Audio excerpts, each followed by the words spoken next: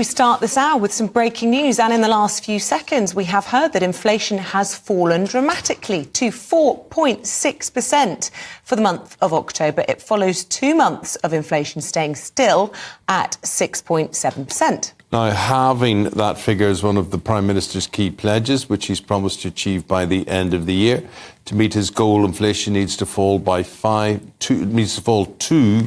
5.3 by Christmas. So are we, Liam Halligan, are we beyond that then already? That's actually wrong, with huge respect, Amy. Yeah. Inflation was 10.1% in January 2023 when he made that pledge, consumer price index inflation. So in terms of the parlour game of economics, it has to be below 5%, and now it is. What does this mean for ordinary people? It means that prices aren't going down, but they're going up less quickly than they have in a couple of years. This also means that interest rates have probably peaked. I doubt we're going to get another interest rate rise now because of this quite dramatic reduction in inflation, and that means mortgage rates are going to come down quite sharply. We've already seen that in the last couple of days. The speculation about this figure has grown. Why has inflation come down so sharply? It's mainly because energy prices were very high last autumn, and the Ofgem energy price cap, which regulates our combined electricity and gas bills for households, that dropped at the beginning of October. That's like a regulatory change in order to try and rein in energy prices. So that was always going to bring inflation down this month. But look, this is good news for households. I wouldn't say this is the end of the cost of living crisis, but I'd say it's the beginning of the end of the cost of living crisis.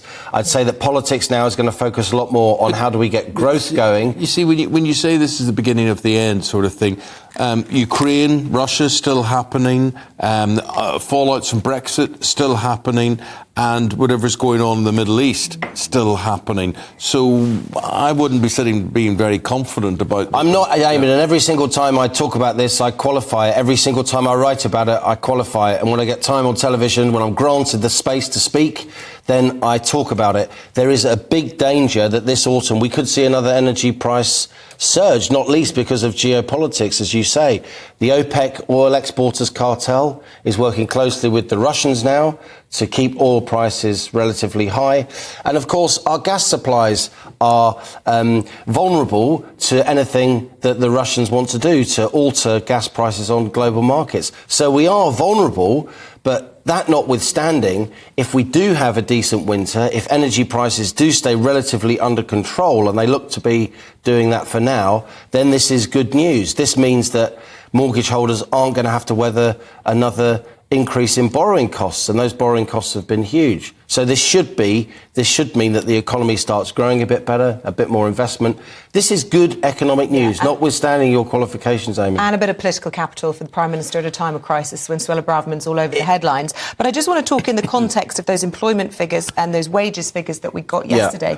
People seeing their wages go up by 7.7%, which is a real terms gain of just 1% or something, given where inflation was. But going forward, this could be a more significant improvement for people, more money in their pocket. We've got to be careful. Those headline wage numbers, they're averages. So some people get higher wage rises, but by definition, half of people get less than that. And I got an awful lot of emails from GB News viewers and listeners yesterday after we talked about those wage numbers saying, I don't know anybody that's got a wage rise of 7% odd. You're right, though. The wage increase on average was ahead of inflation. Now it would be even more ahead of inflation, which means that what we say in real terms, actually purchasing power, what you can buy in the shops, consumers should feel better off. But again, these are averages, and in economics, averages can be like a tyranny. People live in their lives, they don't live the average life. But on the face of it, good news, and we'll take it in the current climate. Absolutely. Liam, thanks very much indeed. Right, but how will all of this impact businesses bearing the brunt of cost rises? Let's go to Will Hollis. He's in Market Harborough. With some shop owners there. I was in Market Harborough just a couple of weeks ago. Very nice place, very, very nice. Will, good morning to you. Good morning. Yeah, very nice place and a very nice market as well. This is the kind of place where the public will be trying to save a little bit of money, maybe, and with inflation a little bit lower than it has been recently, they might be coming to a place like Susan's shop here at Harborough Market Refills. Most people, when they think about refills, they'll be thinking about the environment, but with high inflation, which is a little bit lower now, where does your business fit into all of this? We've seen a significant change in the kind of customer that's coming through the door. At first, when we very first opened sort of 3 to 5 years ago, people were coming because they wanted the eco-sustainability credentials, the zero waste. Now we're finding people are coming here because it's affordable shopping. They can buy just the amount they need. They're able to make their budget stretch longer. If they want half a tub of nuts, they can have half a tub of nuts. If a pensioner comes in and says they want to make a flapjack, they have their 30 grams of this, their 50 grams of that, and it leaves them enough money to go around to the cafe and have a full breakfast and a cup of coffee with their friends. So it's a good way of spreading income, it's a sociable way of shopping, and it's really catching on. And there might be a little bit more money in their pockets with inflation lower this month. What's your reaction to inflation lowering, and what will it mean for the customers that are choosing to come here instead of the supermarkets? I was expecting a lowering in inflation. The dizzy heights of the 19-20% straight away after the Ukraine crisis has been coming through in our supply chain as reducing. I didn't expect it to be as much of a reduction from the 6.7 to the 4 something that it is today. We have a slight theory here, which customers like to expound as well, is that there's the element of the shrinkflation, like the stealth hiding of inflation is coming through. So we're noticing that some packaging is getting smaller. It's only really for packaged products. It doesn't affect refill because we buy in bulk. They pay for the weight they have.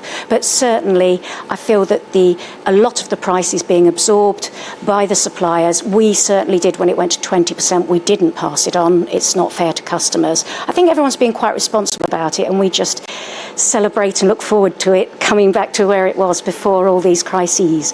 The market isn't open yet. There's a social element to markets. You have conversations with people. It's not as easy as just going and buying something in a supermarket. You might have a few conversations, talk to people that you've known since you were young. How are people feeling right now as we might be looking towards the end, hopefully, of the cost of living crisis? We're seeing more joy coming through the doors. Straight away after sort of COVID, and especially after the Ukraine, that everyone was very low. There was a lot of doom and gloom coming through. People are sort of skipping in the doors. It's a nice place for them to come. They're greeted. They go to the butchers and they're, hello mate, what would you like? They go to the fruit and veg, what would you like? They can go to the fish counter and get their fish. We've got Sue's cheese stall round the corner. There's 2 Sues here. And, they get pastoral care and companionship. Some people come in every single day. We have people come for their hug. We have people who come here because they get a hug. They tell us about their prescriptions, their medicines. It's a community. There's 50, as I said, I don't know if I did say, 55,000 to 60,000 people come through that door a month. They're all greeted with a friendly atmosphere. They know they've got diverse products here. They can do a supermarket shop in here in the quantities that they need. Yeah. And then a little bit of joy as well with the good news today that inflation's coming down. Yeah, Susan, thank you so much for speaking to us today on GB News. Market's clearly an important place for people across the country when supermarkets dominate our streets. Eamon and Isabel.